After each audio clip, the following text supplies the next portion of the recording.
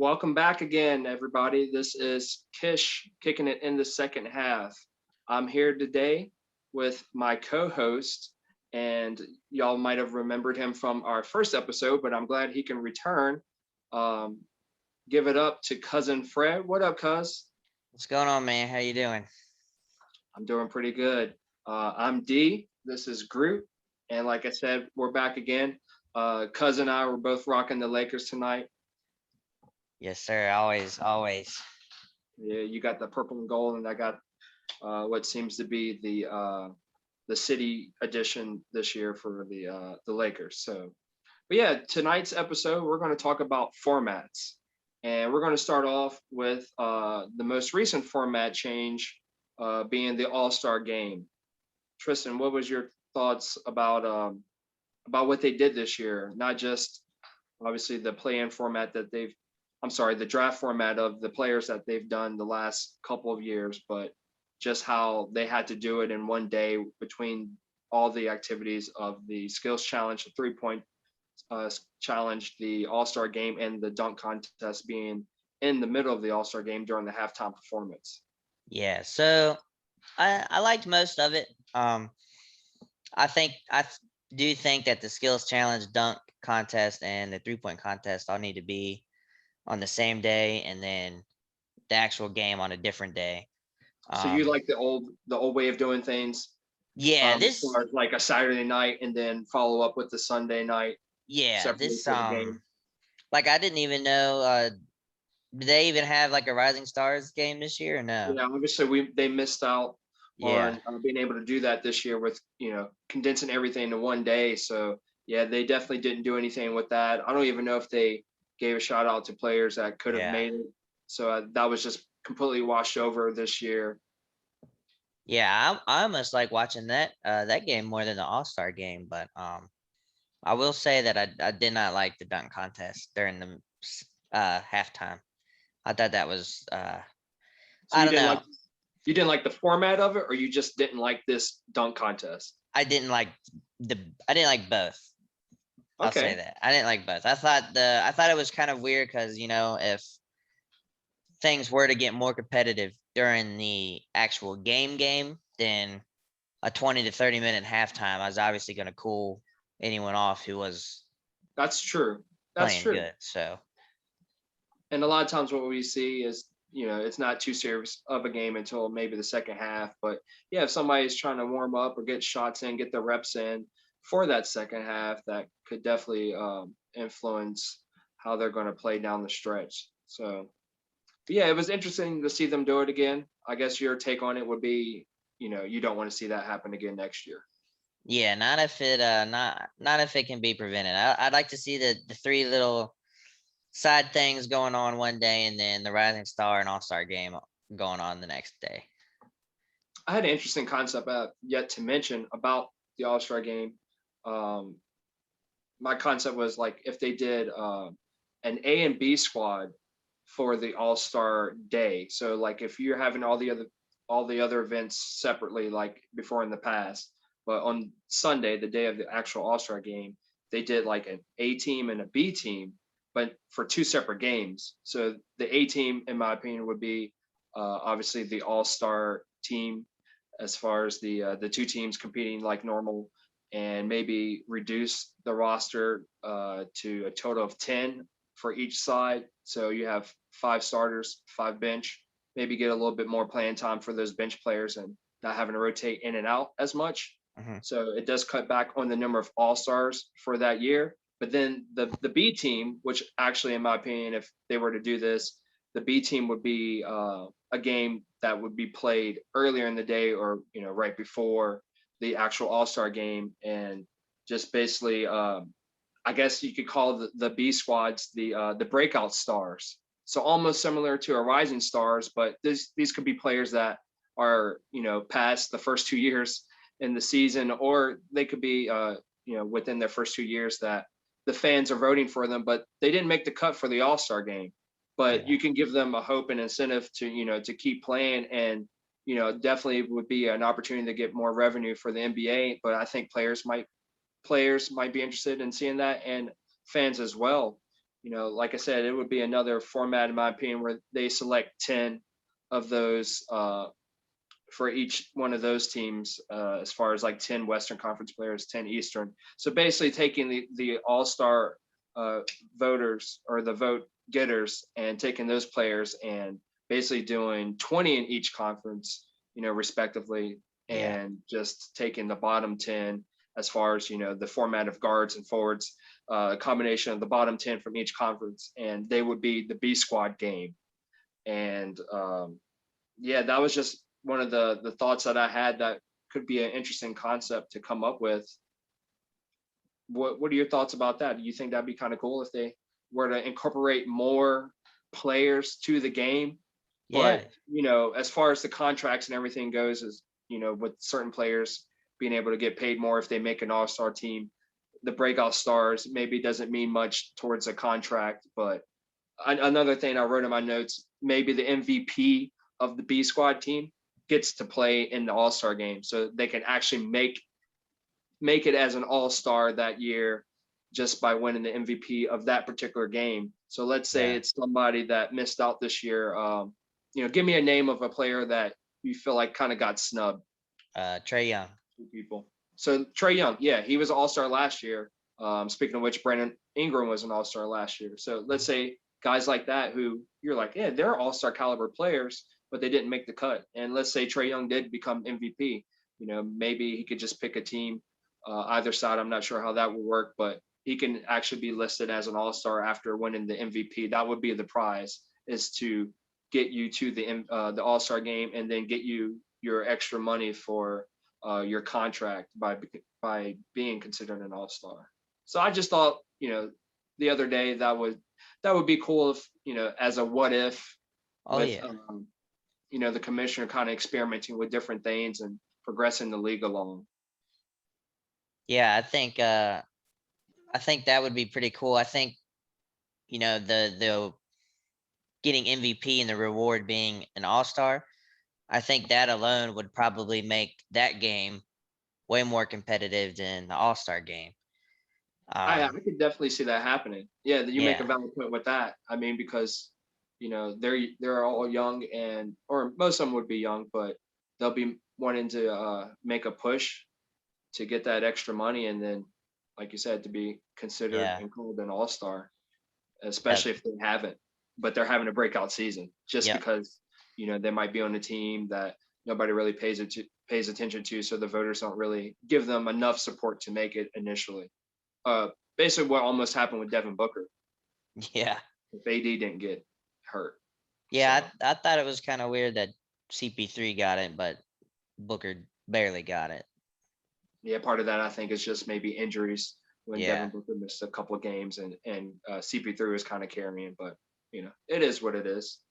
yeah. Um, There is one thing I would like to definitely see. I don't know. I'm sure you've seen it, but Team USA had that practice a couple years ago, and each player they were pretty much playing King of the Hill, doing 1v1 yeah, I v1s. saw some of those videos. Yeah, I Kyrie was like unstoppable. yeah, Right. I would love to see a one-on-one tournament in that play style. Oh, like do that on another day during the All Star Yeah, weekend. yeah, That maybe would get be kind of cool. get You're like like five players okay, do a and King of the Hill. yeah, King of the Hill first player to 5 points wins. That Okay, that would like be fun. just five total or five like five in a row, like with Five wins total. Well, I mean, someone might be cooking, and that might end pretty quick. they could end pretty quick. I mean, Kevin Durant's hard to guard if he's in Yeah, it. we could do 10. We'll do 10 points. We'll do 10 10 points. points total. Okay, that Yeah, makes sense. Kind of get through it without dragging along, trying to get those consecutive win streaks, but yeah, could still gather enough wins where they basically would have to cycle through maybe twice to get 10 wins. yeah. That'd be kind of cool. That That's would be interesting. fun. Yeah, I definitely like that. That would be something that maybe they should consider doing. And, even if it's not a Kevin Durant type of player, just somebody showing their skills like, Yeah, okay, what would this look like with, a 1v1? No teammates allowed. So, yeah. It would be great. A lot of people would love to see all stars going 1v1, but they always switch or they never want the moment for some reason. So yeah, that would be sweet. and sometimes they're a little bit too unselfish. Yeah, But yeah. But yeah, let's also talk about the playoff format, which we saw a difference in last year, and it looks like they're implementing that this year with the play-in style that they had. It might be slightly different this year. I was trying to look up some information on that. It looks like the seeds of the seventh through the 10th seed of each conference. I guess it's a guaranteed that they're going to be in the play-in style format versus their record like they did last year. What I through the information I gathered would be the seventh and eighth seed of whichever conference. They will play the first game. So whoever wins that is definitely the seventh seed. So if seventh wins, they're still seventh. If eighth wins, they move up to seventh. So Hmm. the loser of that game, they have to play in the next round. And uh, so before you get to the next round, on the other side of that, the ninth and 10th seed, they're going to play each other. So the winner of that, okay, let's start off with the loser of that. They're completely out of the playoffs. But the winner of that, they have to win the next round. So round two would be the winner of the 9 versus 10 and the loser of the 7 versus 8. And then whoever wins that game, they become the eighth seed. Ooh, that's interesting. That's what the information I gathered. So it looks like, well, obviously, I guess 3 games are being played. Um, Yeah.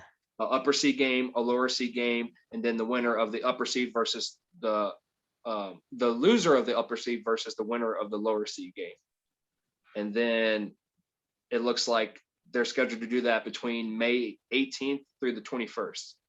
And then right after May 22nd actually starts the playoff. So I'm not sure if either one of those teams that win the respective seventh and eighth seed are going to play the very next day or not. But Yeah. the tournament's like a little 3-4 day period, and then the playoffs start the day after. So I think that's cool how they're incorporating that, because I was going to also ask you, not only if you like that, but if you thought, yeah, if it's a good idea incorporating more teams like that to try to make the playoffs.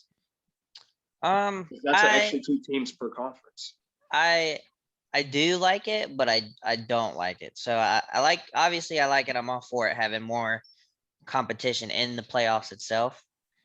However, I also feel like there needs to be some sort of a cutoff. So like example, um, we'll just say New Orleans is the ninth seed. We'll just give them the ninth seed.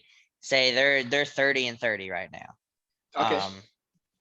And say uh the next seed up, say they're 45 and whatever they're at. So to me, that's a pretty big, that's obviously a huge bump in wins. So Right. depending on the difference of wins to the next team, I don't think there should be a play-in. So it might make more sense to have this format in the Western Conference, usually seeing how tight that race usually is. But in So the East, yeah, it might be like a waste of game or energy for a team that clearly has the upper hand when it comes to record, and yeah, having to defend your own record against a team that's not really as deserving of being in that spot. yeah. So there's 9 teams in the playoffs, right? On each conference. Eight, eight. 8 seed. Okay. So Mhm. yeah, so if I'm the 8 seed and like I said, New Orleans got 30 wins, and then the ninth seed say they only have 15 wins. Okay. I would just go ahead and be like, okay, this is it. This is the formatting.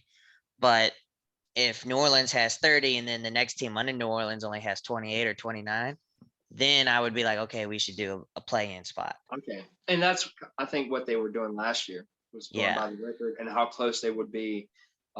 Maybe I missed part of it, and maybe that's what they're going to also include. But like I said, from what I quickly gathered before we started recording, was that it looked like it was definitely going to be 7th through 10th for each conference. But Yeah, I think that would just make the most sense. I don't do you like the agree. play in? Do you like the play in idea at all?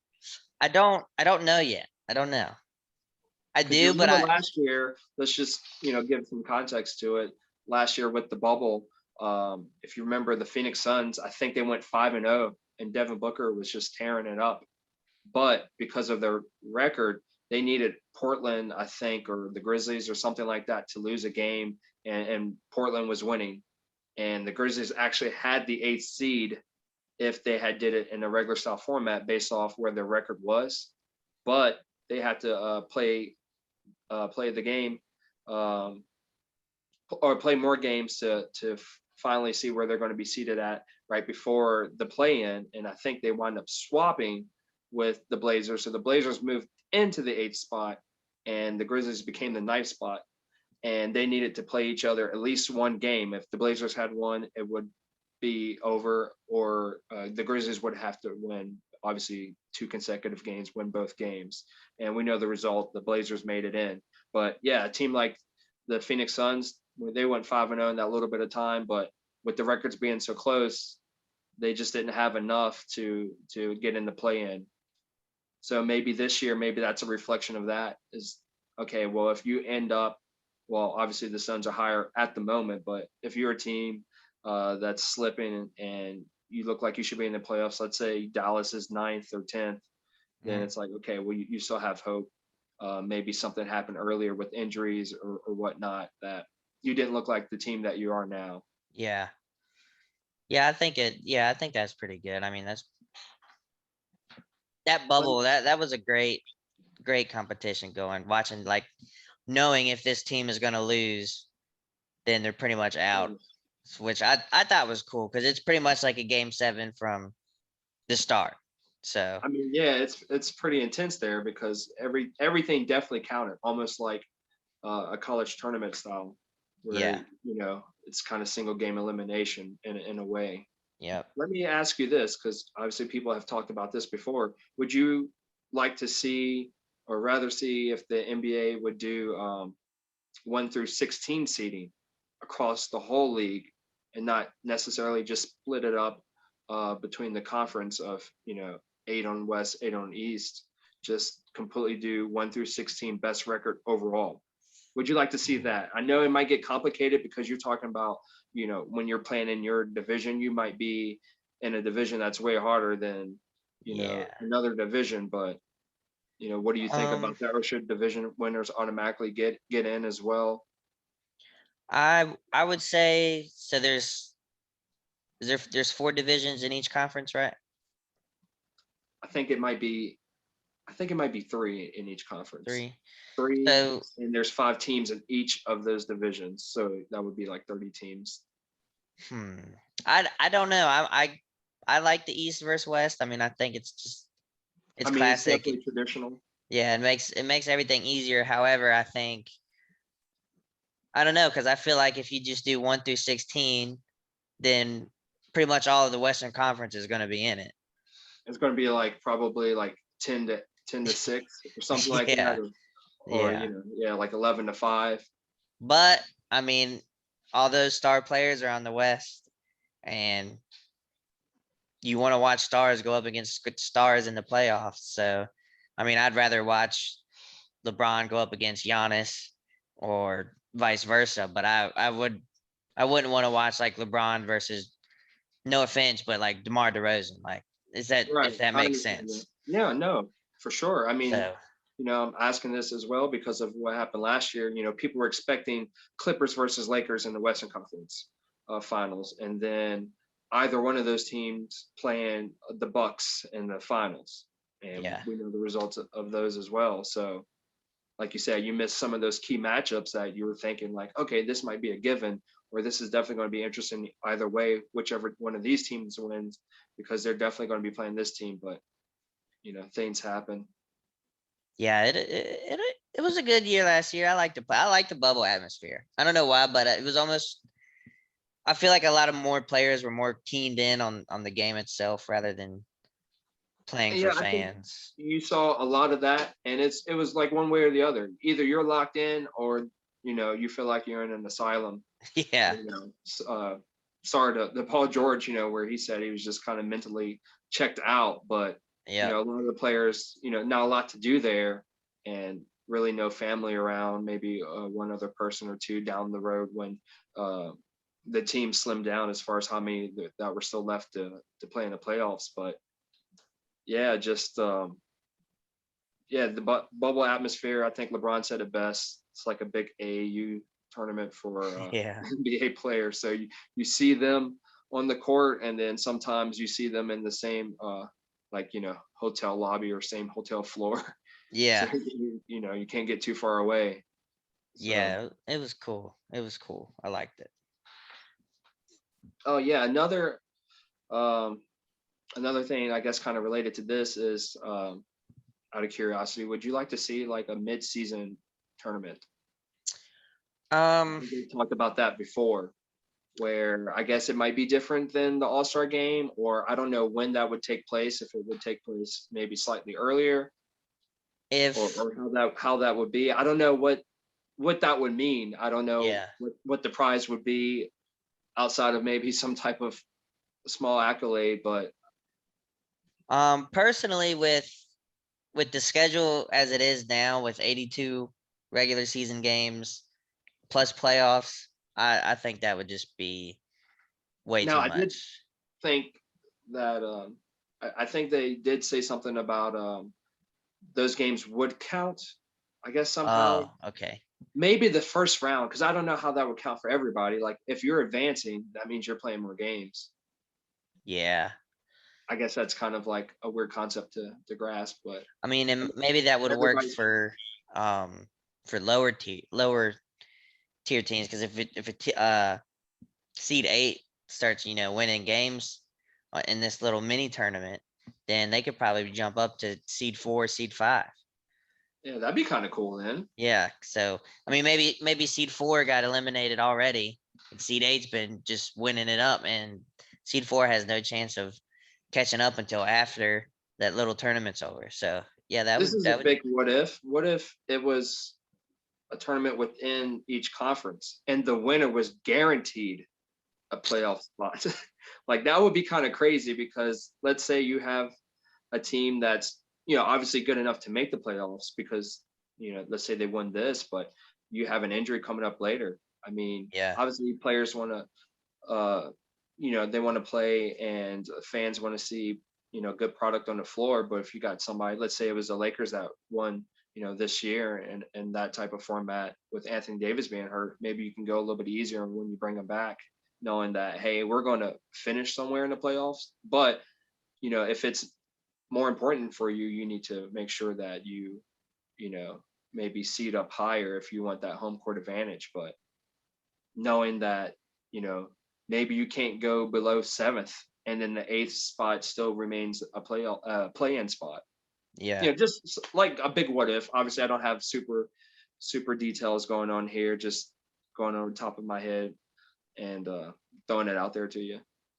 Yeah, that would be that would be very interesting. Because obviously, but I don't know though.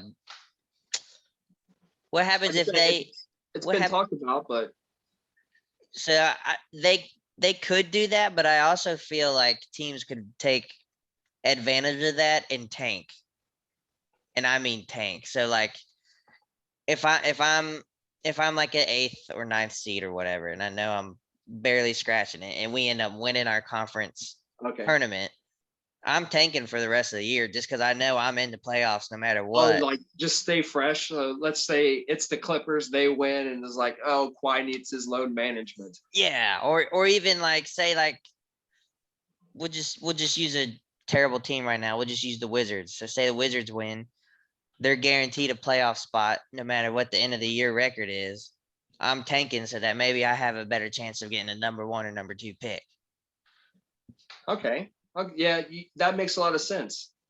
Okay, what if another what if? What if instead of the prize being that guaranteed play-in spot, what if the condition is you win the tournament? Then if you're in the playoffs, you get automatically one win in the first round. So that maybe could go a long way as far as rest and playing in the first round. If you win it, you're already the best team in the league. So people are kind of, considering you obviously the top dog, not the underdog. So they're like, well, you probably win anyway. But, just depend on matchups. So let's say the Bucks won and they're, you know, they wind up being in the top 3 somewhere this year, and they're playing the Miami Heat, the team that beat them last year. Yeah. That could be a major factor for them. Like, what would you think of that concept? Ooh, that's a hard one because it Like, like there.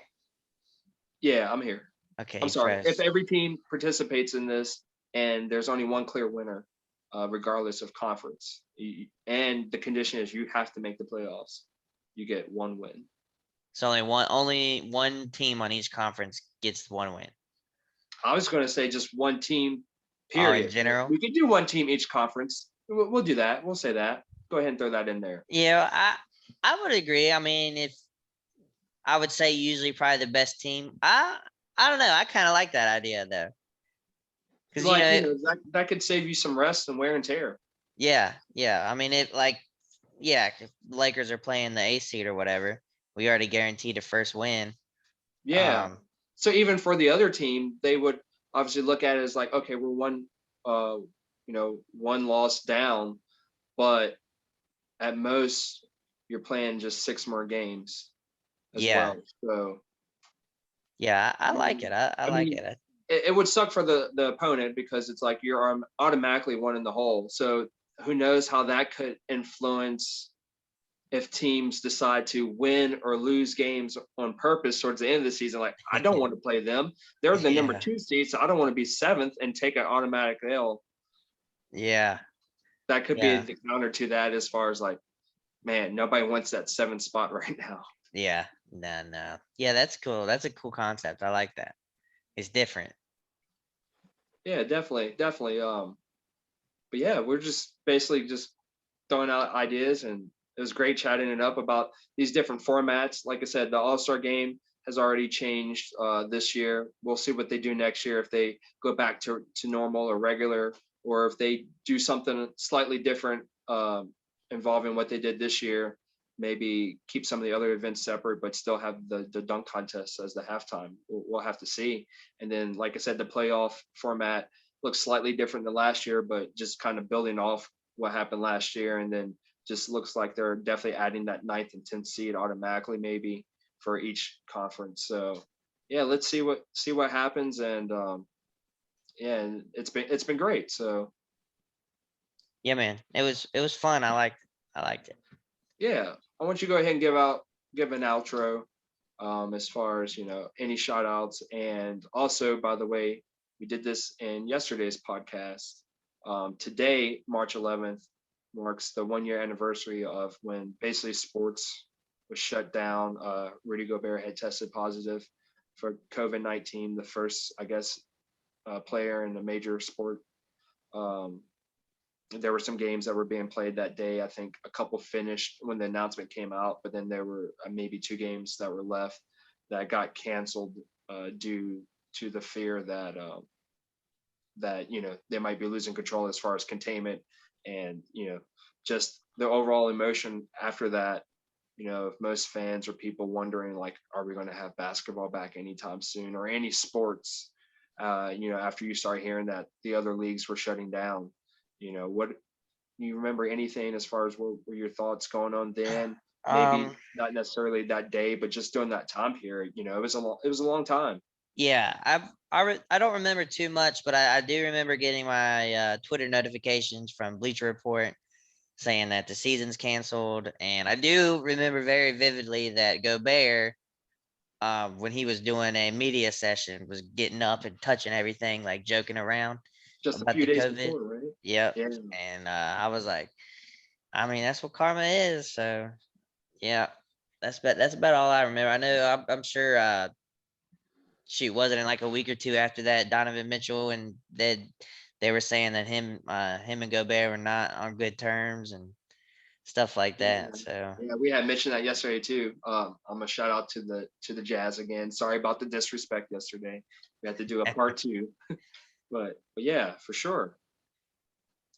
yeah, that was an interesting time because I mean, once Gobert got it, it was pretty much just A a big whole drop in. list. Yeah, it was bad. though they definitely did a great job, when they did return for the bubble and not having any positive COVID cases during that time at all. So, Yeah, kudos to them. And yeah, yeah, I mean, just going back to what we were talking about earlier, just the formats, I think it'd be kind of cool if they actually took everybody for the playoffs and just put them back in the bubble this year. yeah. like Maybe a a little two like a less. 2 month bubble for just for Yeah, playoffs. yeah, You don't want yeah, to see obviously people get COVID where it does mess up the playoffs because okay, Jason Tatum's out for the Celtics. Donovan Mitchell's out for the Jazz. Like nobody wants to see that, and none of the yeah, players want that to happen. But yeah. I agree. Bubble would be great, but maybe a little less strict on it.